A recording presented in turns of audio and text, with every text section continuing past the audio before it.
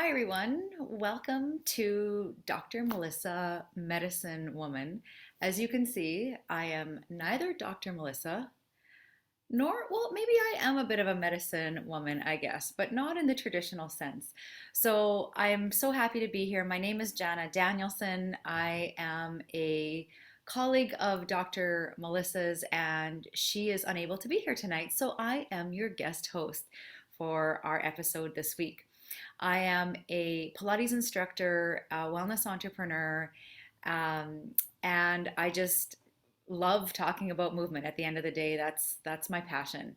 I came to this space out of a career in the corporate world for many, many years, and the reason I ended up here was because of my own pain story. And I'd like to just share a little bit about that because I'm sure many of you watching have your own pain message as well. Mine started in high school, and I actually, the firstborn of three farm kids, very A type, involved in all the sports and all the, student council, all the things. And I started getting stomach aches, which I thought they were stomach aches. And then I thought, well, maybe my stomach hurts because I have lots on my plate, or I have a big exam coming up, or a boy was going to be calling me.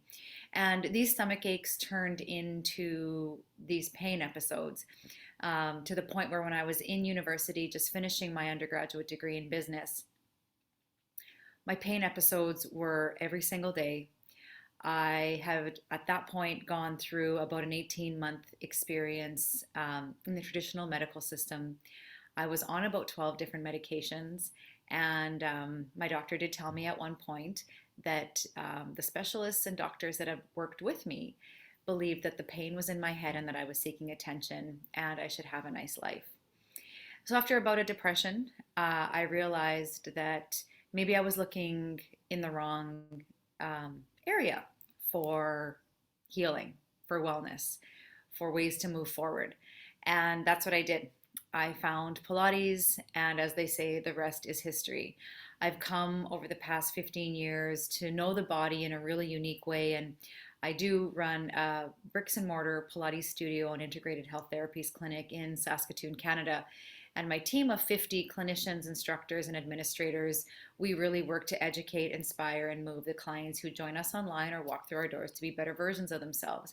And I hope in this episode that I've called Movement is Medicine, I'll be able to share some information and maybe inspire, maybe, have a little light bulb moment or an aha moment, a way we can think about our body in a different way. So let me help you just to frame this. Our body is a series of systems. And here's where I think the traditional wellness and fitness industry has done us a disservice. We have learned through magazines and billboards and commercials and back in the day, VHS tapes with different kinds of exercise classes on them, that it was you had to go harder, you had to lift more, you had to run further and faster, and we believe that. I believe that. Gosh, I remember one time I was doing a boot camp. It was like 6 in the morning at a local park in my neighborhood, and there was a bunch of people there, and we were doing planks, and I was holding my plank, and our fitness instructor came and put a 20-pound sandbag on my low back, and I was supposed to hold my plank. Well, you can imagine how my body went into a bow shape. It was like I was a hammock, and but my ego would not allow me to let that plank go. And I was so lucky that day that I didn't have any major back injuries. But do you see what I mean when our ego gets in the way? We believe that our body is pieces. We work our upper body, we work our lower body, we do our core work, we go for a walk. But if you start to see your body as a series of systems, your mindset around movement and your body may also start to change. All right, now let me help you understand what I'm talking about. So we have a skeleton, a skeletal system, okay, all of our bones. We have a digestive system, all right, so it's how we digest our food, and our body absorbs the nutrients that we need to live. We have a circulatory system, and that is our blood that flows through our body. It's like a transportation system, all right? We have our cardiovascular system. We have our lymphatic system, and our lymphatic system is like our body's natural garbage disposal system, all right? We have our nervous system, and then the nervous system has two parts to it: our sympathetic, which is the fight or flight part of our nervous system, and then we have the parasympathetic, which is our rest and digest part of our nervous system. And these two parts of our nervous system together are really meant to support each other, all right? Be balanced somewhat. And we're going to touch on why that's not the case these days, all right?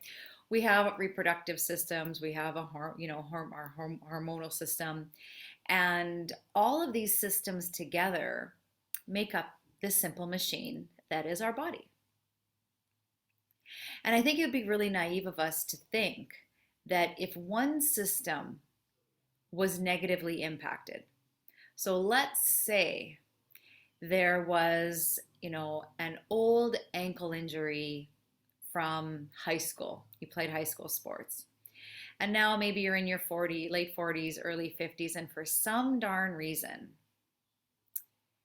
your hip or your knee on the opposite leg is starting to give you a lot of grief, okay? You may not think back to that grade 12 volleyball game where you majorly sprained your right ankle. You wouldn't think back to that time as the reason or the root cause of your left knee or your left hip starting to become an issue. And in fact, our body is like that. Our body is like a photo album. It remembers all of those experiences, all of those moments, all right? And over time, because the body is so brilliant, it can create little habits or patterns or protection mechanisms around those moments in our life. And that's exactly what starts to happen. Our body evolves in a way to protect, to save, to take the path of least resistance. The problem with this is that the systems start to become out of balance. And like I said, when that skeletal system is impacted, you better believe that circulation will be impacted, digestion could possibly be impacted because of the postures we take on. And so I want to help you understand today that in my world, I love to draw the line in the sand. I love to help women think differently about their bodies. I love to connect the dots for women so they understand the why behind what might be going on in their body from a movement perspective. Our body is meant to move, ladies, and movement can be very meditative, very medicinal if we do it properly, all right? Movement without intention really is motion, all right? And I want you to add like the E into it. I want there to be emotion. I want there to be purpose. I want there to be, intention. You should have a feeling, a kinesthetic feeling when you're moving your body. It should feel good. We just shouldn't think about, oh, I don't like the way these pants fit on me, or the way when my body moves, I can feel that roll. And that's what we've become in a lot of cases. We become so outward focused on our body that we forget that the healing actually starts from within. So I want you to understand, I want to talk about the spine.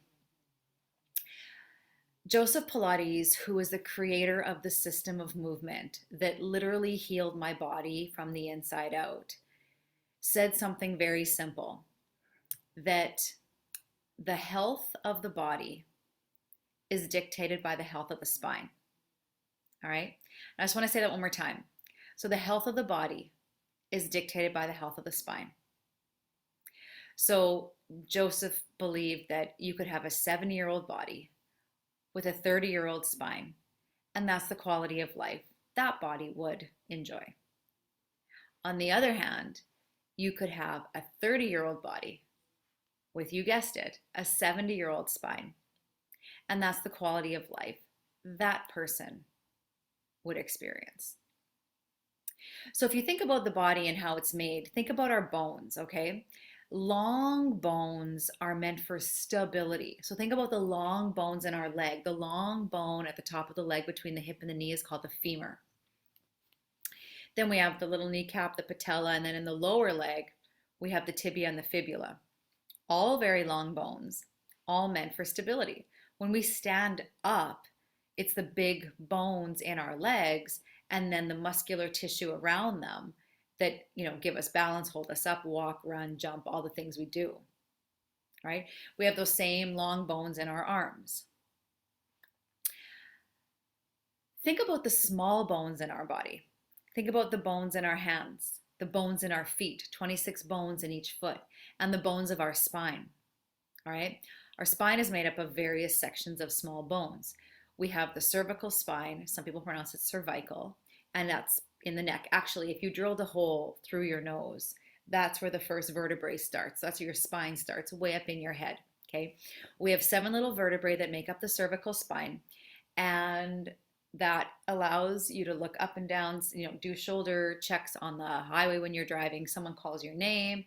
That's what happens in the cervical spine. That's the function of the cervical spine. Next is your thoracic spine. And just like we have 12 ribs, we have 12 thoracic vertebrae. Below that is our lumbar spine. And we have 5 vertebrae that make up the lumbar spine. Below that, we have our sacrum, also known as our tailbone. And then at the bottom, we've got a little bony structure called the coccyx. All right. Now, if we were animals on all fours, the coccyx would be what would, fling our tail back and forth. All right. So it really is like breakfast, lunch, and dinner. So 7 o'clock in the morning, you have your breakfast. There's 7 cervical vertebrae. At noon, 12 o'clock, there's 12 thoracic vertebrae, just like there's 12 ribs. And then 5 o'clock for dinner. Maybe that's a little bit of an early dinner, but that's how I remember that, okay? And when we have small bones, those small bones are meant for movement. So our spine is meant to move, okay? We were not made, even though this technology is amazing, that I can be, on your computer or your TV set from anywhere around the world. That's amazing. But we weren't meant to sit here all day long. And in fact, I did have a full Zoom, retreat with my business coaching group today. And I haven't had a day like that where I haven't really gotten off my computer. And I can feel like my eyes kind of sinking into the back of my head. I feel a little headache, even though I've been drinking water all day long. And so it really does impact when we don't move. And in fact, once we've been sedentary for 60 minutes, 50% of the blood flow to our legs decreases. Okay, I want to say that one more time. So once we've been sitting for 60 plus minutes, 50% of the blood flow to our legs has decreased. What's the fix? What's the solution? You get up for 2 minutes, okay? 120 seconds. Go to the bathroom, fill your water bottle, go open your door, get a breath of fresh air, go get a snack, whatever you need to do. Go to the bathroom, if I said that. And that is going to negate that 50% decline in the blood flow to your lower body, and then you're good to go again. So understanding that these small little micro breaks during your day can make a really big difference in how you're feeling at the end of the day. You're not going to feel as exhausted, all right, because you've had those little micro breaks. So Joseph Pilates talked about the spine, as I mentioned, and he had almost like a recipe. He said if you moved your spine 5 different ways every day, as you heard from his quote, when you have a healthy spine, you have a healthy body. And one of the reasons that rings true is because we have just an abundance of nerves that plug into our spine. And those nerves, there's motor nerves, there's sensory nerves, so nerves that make you, if you put your hand near a hot stove, right, the sensation, or if you touch like a prickly cactus, those are sensory nerves, right? You're feeling that. But then there's also the motor nerves, the nerves that are sending messages, all over through your body. And there's some nerves that take on both roles. So when your spine isn't moving properly, and because there's that abundance of nerves that are plugging into different parts of the spine, you might notice, something like constipation. Okay. Would you ever equate constipation to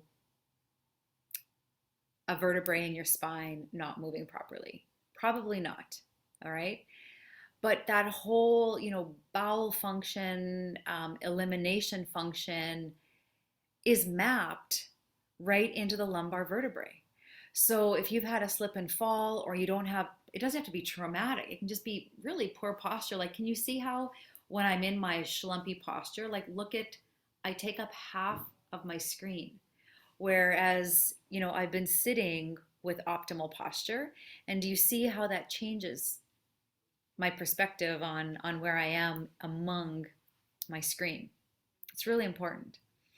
So let's learn the 5 spinal movements that I believe have amazing medicinal qualities. All right. So the first movement or spinal movement is called flexion. Now, when you round your body forward, you're in a flexed position. All right. So you might be, for most of your day, not living in optimal posture, but having some flexion. We call it passive flexion. Okay. Our organs get smushed together. Again, you might feel some of the skin rolling on each other. We take space away. We get space taken away, ladies, just because we live on a planet with gravity. So we are actually shorter at night than we are in the morning. In the morning, we've been, when we get up, we've been sleeping. Our little intervertebral discs have reabsorbed spinal fluid. We actually are taller. And sometimes when you get into your vehicle in the morning to go to work, and you're like, why is my rearview mirror looking in my back seat, right? And then you get in at the end of the day and you're like, why is my rearview mirror looking at the ceiling? Who changed my mirror? And that's just a function of that gravity draw. So when we're doing flexion, I want you to think about your belly button moving back toward your spine. So if you can give that tailbone a little tuck, okay? It's like we call it a C curve. So you're just taking your pubic bone and you're rolling it forward, okay? And then coming back up.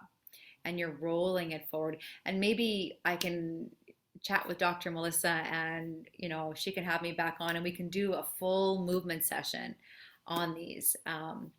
But it's that little bit of tucking, okay? And that's called flexion. And it's very important. That actually gives your organs an internal massage. So talk about, movement as medicine, excuse me. When we get our organs, kind of rolling and rubbing and in the space of other organs, that's really healthy for our body. So that's spinal flexion. Now, spinal extension is the opposite movement. Spinal extension is where we look up at a plane flying overhead, or we take that last sip of wine out of our glass, or we watch a bird fly by, okay? So it's not just looking up, okay? I can look up and use my neck.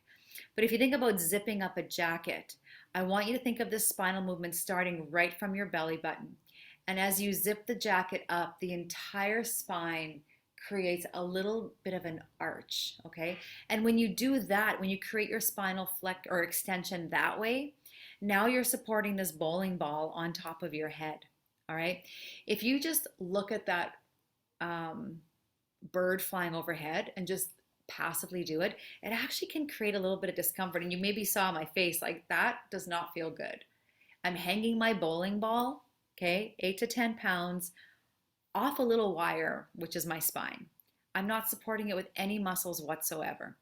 But if I think about zipping up a jacket, getting a little taller, and then looking up, well, I can watch the slowest bird flying overhead because now I'm actually using my core to put my head in the right position.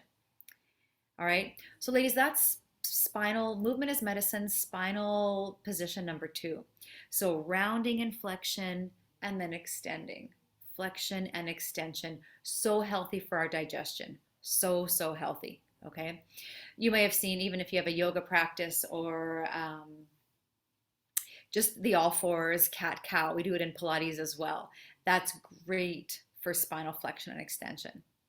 All right. So we have three more to go. So the next one is called spinal rotation. So twisting your spine, turning is rotation.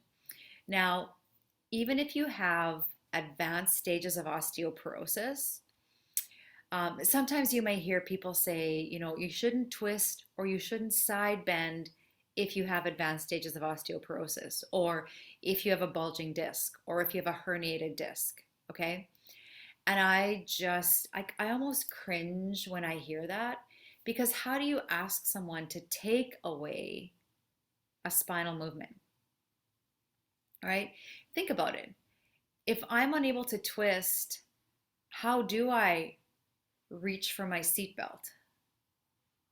I don't be the driver, even if I'm the passenger. Okay. Someone calls my name. It's habitual. I'm going to turn and look, right? And so to completely eliminate a spinal movement, I don't think is realistic. And I actually think, what I coach my clients on is, why eliminate the movement when you can just dial it back and do it in a safe way? I would much rather teach you and coach you on proper dialed back biomechanics than to say don't do it, and then one day you just mindlessly forget, and then your body's not prepared for that. All right. So rotation. So when you're rotating, if you're sitting at your desk watching this or on your couch, when you rotate, I want you to think about growing, almost like one of those old school barber poles. So as you are twisting, you are growing. And you're turning with your shoulders, and you're turning with your ribs, and you're turning with your spine. And you're not just shifting your weight and kind of making a little bit of a side, like a diagonal. Sometimes people do that, okay? Rotation is very subtle. Again, rotation is important for those organs to get massaged. Rotation is important so that, especially in through the neck, okay, we have to have a lot of spinal fluid moving through our body to have good movement patterns. And so when we take movement away, or let's say there's been an injury even through the shoulder or the arm, you might have this much range of motion going this way, but you might have this much range of motion going this way. And then we start saying, this is my bad shoulder, okay? Or this is my bum shoulder, or this is the problem child. Like, we'll use those kinds of words. And I love dissecting language. Why do we pick the words and phrases we do? Why? All right. Can you imagine if this shoulder has heard, that's my bum shoulder, or that's my weak shoulder, or that's my sore shoulder? It actually becomes that. Right? And why would it ever change? Because that's what you have been identifying it as. So understand that, we need to just be mindful of that. Now, the fourth spinal movement is called side bending or lateral flexion. So if you're just going to reach down, so do you see I'm keeping my shoulders facing you? And I'm just reaching down, like I'm going to grab maybe my purse off the floor, and I can look down toward the floor. Okay? But that's side bending, all right? I want you to think about keeping your weight back on those two bony butt bones in all of these spinal movements, because it's funny how we can pop ribs forward, and that's very common in a lot of women, is the rib popping, and then you take unnecessary stress and tension into your low back, and it's like a ball rolling downhill, okay? So side bending, fourth spinal movement. The last spinal movement I want to talk about is called an inversion. So if you are laying on your bed or laying on the floor and you have your knees bent with your feet on the floor, and if you lift your hips off the floor, you're going to be in what's called a bridge position, all right? When you get to the top of your bridge, and it's not like a big, wheel pose in yoga at all, you're just slightly lifting your hips off the ground just until your hips are higher than your heart. And that's important because now gravity gets to work in a different way with the spinal fluid. And then you just lower your hips back down. That's called an inversion. And you might get a little crampy in your hamstrings or your calf. And if that is, that's just muscle that hasn't been used in that way for a while. So, take a little break and then come back.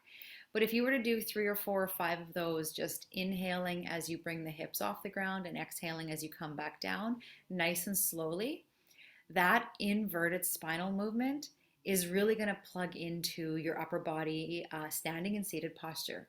Like I said, because it takes gravity, and gravity gets to work in a little bit of a different way with your body. So again, just to review, we have 5 spinal movements. We have flexion, which is rounding forward. We have extension, which is kind of arching back. We have rotation. We have side bending, and then we have the inversion. Now, put together, this is a beautiful sequence that I call it, one of my mentors, Katie Bowman, calls it nutritious movement. And I've just adopted that because, it's like taking little supplements of movement throughout your day. And the beautiful part of this movement, like I said before, is with all that abundance of nerves that is, going up and down your spine, the more you can create this yummy, delicious movement, the more you're going to start to notice the body's systems do their job in a better way. All right. Maybe you always have cold, tingly feet, cold, tingly feet, cold, tingly feet. All right. And then all of a sudden you start noticing, because of some of your spinal movements that you're doing, maybe that propels you to move just more during the day. It's going to improve your circulation, and you're going to notice how you're not going to have those, cold, tingly feet or hands as much. I want to invite you to the Win-Win Women's store. I have a course on there, an e-course, a digital course. It's called Renew Your Body, Movement as Medicine. And what I do is I take you through 5 30-minute spinal or movement sessions that focus on the spinal movement. It is completely appropriate for any body, all right? So if you have arthritis, osteoarthritis or rheumatoid arthritis, if you have a disc issue, herniation or bulge, if you're just returning to movement after an injury, or if you just haven't moved in a really long time, women who are pregnant, okay? I mean, anybody is who I made this course for. It's gentle, it's intentional. We add a lot of the breath work.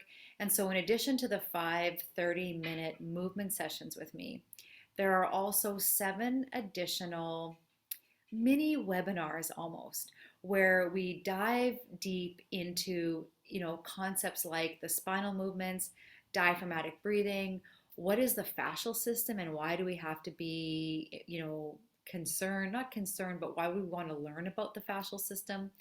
So it's a really great jam-packed course full of value. And again, I just want to remind you, maybe it's time to draw your line in the sand. Maybe the way you've been moving has not been serving you. And maybe you're tired or frustrated, or you're just not feeling successful because, you're not leaving that puddle of sweat on the floor. And I'm here to tell you, ladies, that that doesn't have to be the world that you operate in, all right? Just because there's another candle on your cake does not mean there has to be additional aches and pains. That's the furthest from the truth, all right? We need to get to know our bodies in a different way. We need to fall in love with them, no matter what their size or what their shape, because our body is beautiful and movement is medicine. So I hope this episode tonight on Dr. Melissa's show has maybe offered you a new perspective, a new paradigm. Maybe you're sitting with some things and you're like, oh, I'm not really sure about that, or I haven't heard that before. And that's all I wanted to do. I wanted to create a little bit of intrigue, a little bit of interest, and just show you that, the body is fully equipped to heal. We weren't born with replacement parts. These pieces were supposed to last us from the first breath to our last breath of life. All right. And as Joseph Plotty said, somewhere in the middle, we've forgotten how to move it. We've forgotten how to breathe properly and move properly. And that's really what tonight was all about, was just setting the stage for you to maybe be inspired to take a new step on your wellness journey, even starting as early as tomorrow. Thanks a lot, ladies. It was great to be here on Dr. Melissa's show this week. She will be back next week. Have a great rest of your night.